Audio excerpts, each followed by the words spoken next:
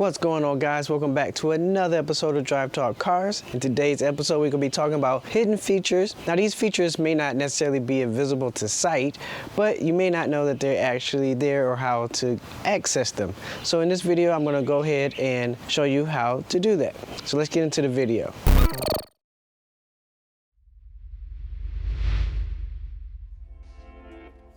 So the first feature I'm going to show you is not quote-unquote hidden, but it may not necessarily be understood as to what it is or that is even there.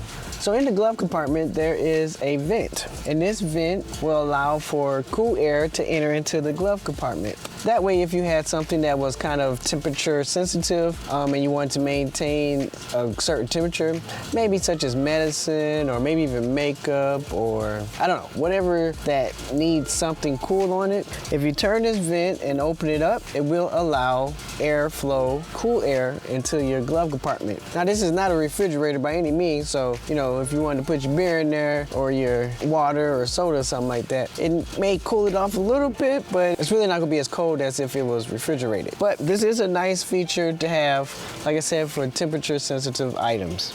And the flow and strength of that cool air will depend based on your settings on your main unit. So, not so much hidden per se, but it is one of those features that you may not see. So let's move on to the next one.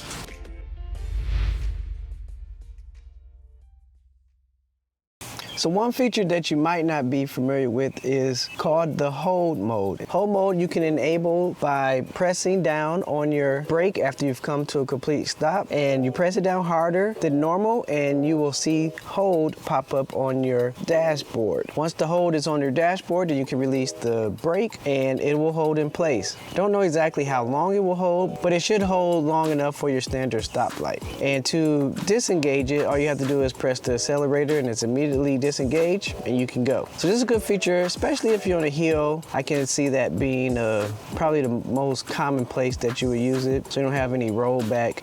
But just if you want to rest your leg while you stop, it's a good thing to have.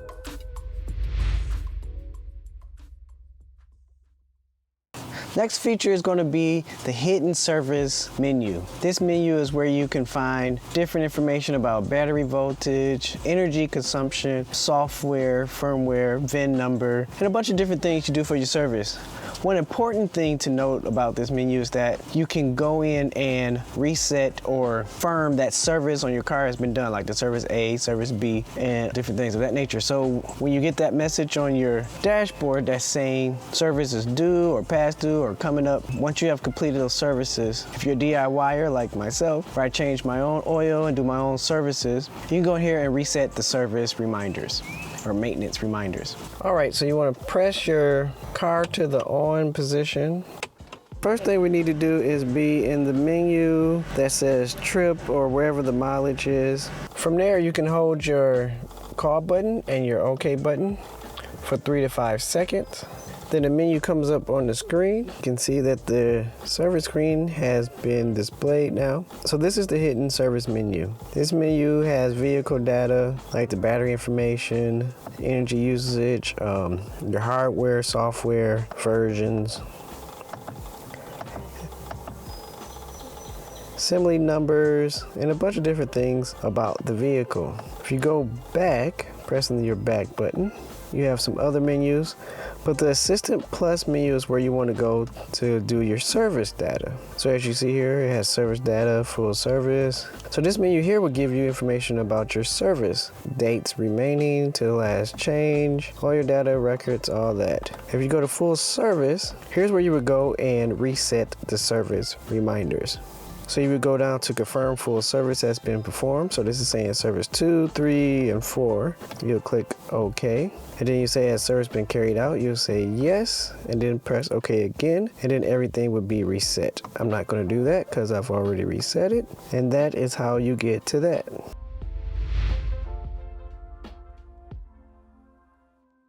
So the final thing I want to show you today is changing the unlock mode. There's two different types.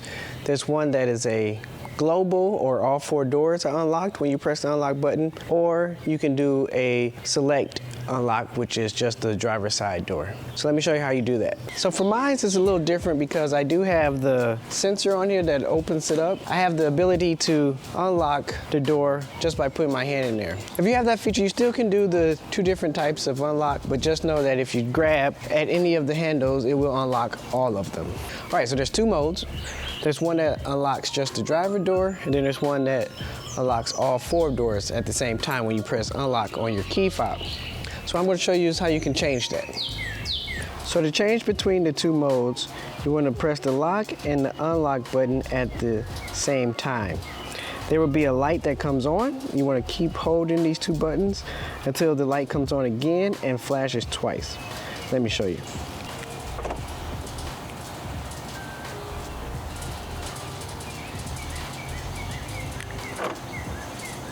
All right, there you go. It has switched. If I press the lock button, you see that all doors are locked. If I press the unlock button, you see that all 4 doors are unlocked. All right, so if I want to change it now, I press these 2 buttons down.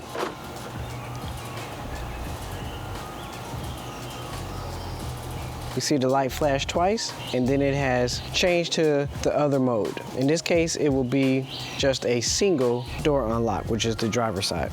All right, so all doors are unlocked.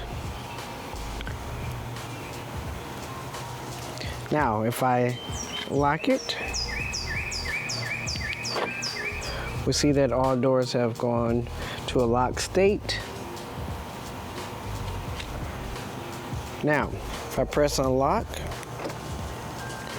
only 1 door, which is the driver door, will unlock. Unlike before, where all 4 doors will unlock. And if you want to unlock the other doors, then you press it again, and then the other 3 doors will unlock.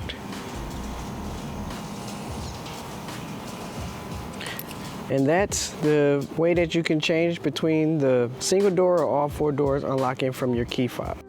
All right, guys, so there's part 2 of my hidden features on my E63 AMG. If you enjoyed this video, please give me that thumbs up. And remember, do it until you can't. Until next time, I'm out.